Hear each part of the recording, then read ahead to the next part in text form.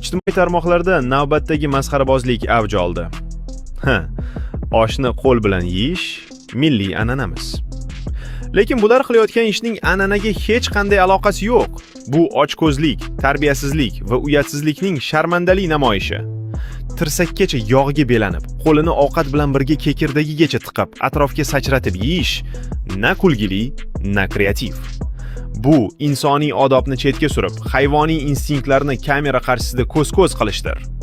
Eng dahshatlisi, o'zining tarbiyasizligini minglab odamlarga namuna qilib ko'rsatayotgan bu betamizlar o'z sharmandaligini trend deb atayapti. Yo'q, bu trend emas. Bu betayinlik, didsizlik va madaniyatsizlikni ommalashtirishdan boshqa narsa emas. Like, prosmotr, mashhurlik uchun bunaqa isqirtlikni targ'ib qilishni bas qilish kerak. Bu jirkanchliklarni ko'rgan odamning ko'ngli aynib ketadi. Bu uyatsizlar